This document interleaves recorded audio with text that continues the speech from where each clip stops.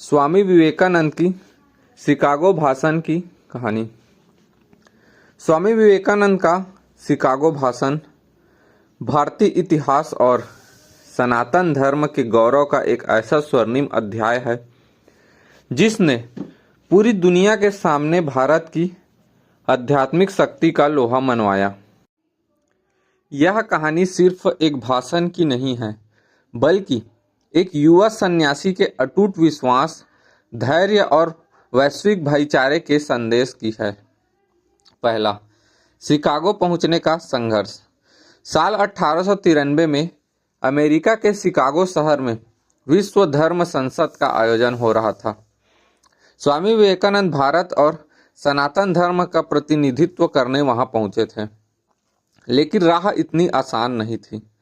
संसाधनों की कमी, उनके पास न तो पर्याप्त पैसे थे और न ही ठंड से बचने के लिए सही कपड़े। पहचान का संकट, उनके पास किसी प्रामाणिक संस्था का परिचय पत्र नहीं था, जिसके बिना धर्म संसद में प्रवेश मिलना असंभव था। मदद का हाथ, हार्वर्ड विश्वविद्यालय के प्रोफेसर J.H. राइट विवेकानंद से बेहद प्रभावित हुए। उन्होंने विवेकानंद की मदद करते हुए कहा था, आपके बारे में परिचय पत्र मांगना वैसा ही है जैसे सूर्य से उसकी चमक का प्रमाण मांगना। दूसरा, वह ऐतिहासिक दिन 11 सितंबर 1893 शिकागो के आर्ट इंस्टीट्यूट में धर्म संसद की शुरुआत हुई। मंच पर दुनिया भर के बड़े बड़े विद्वान, पादरी और धर्म गुरु बैठे थे, जो अपने साथ भारी भरकम धार्मिक ग्रंथ लेकर आए थे। स्वामी विवेकानंद सबसे युवा थे और उनके पास कोई किताब नहीं थी। जब स्वामी विवेकानंद का नाम पुकारा गया तो वे थोड़े नर्वस थे। उन्होंने मन ही मन अपनी गुरु माँ शारदा देवी और गुरु रामकृष्ण परमहंस को नमन किया और मंच पर खड़े हुए। जादुई शब्द, sisters and brothers of America.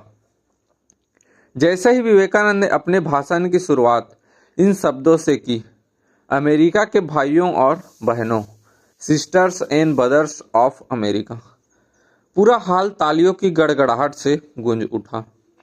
करीब 7,000 लोगों की भीड़ ने खड़े होकर पूरे 2 मिनट तक लगातार तालियां बजाई।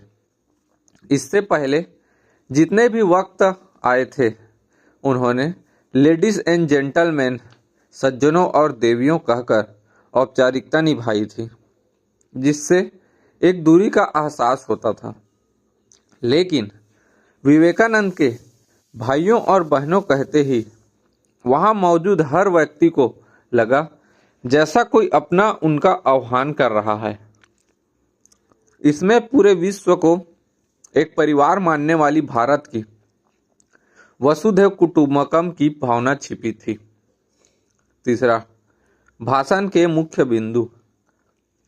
जब तालियों का शोर थमा तो विवेकानंद ने एक संक्षिप्त लेकिन बेहद प्रभावशाली भाषण दिया। सहिष्णुता और स्वीकार्यता। उन्होंने कहा, मुझे एक ऐसे धर्म पर गर्व है जिसने दुनिया को सहिष्णुता और सार्वभौमिक स्वीकृति का पाठ पढ़ाया है। हम केवल अन्य धर्मों के प्रति सहिष्णुता में ही विश्वास नहीं करते, बल्कि दुनिया के सभी धर्मों को सत्य के रूप में स्वीकार करते हैं। शरणार्थियों को आश्रय। उन्होंने गर्व से कहा कि भारत ने हमेशा दुनिया के प्रताड़ित लोगों जैसे यहूदियों और पारसियों को अपने देश में शरण दी और उन्हें गले लगाया। कट्टरता का पर प्रहार। उन्होंने दुनिया को चेतावनी दी कि सांप्रदायिकता, हठ धर्मिता और कट्टरता ने इस खूबसूरत धरती को बहुत नुकसान पहुंचाया है। अगर ये न होते तो मानव समाज आज कहीं अधिक उन्नत होता। उन्होंने उम्मीद जताई कि इस धर्म संसद का शंखनाद सभी तरह के कट्टरवाद का अंत करेगा। चौथा, भाषण का प्रभाव और परिणाम।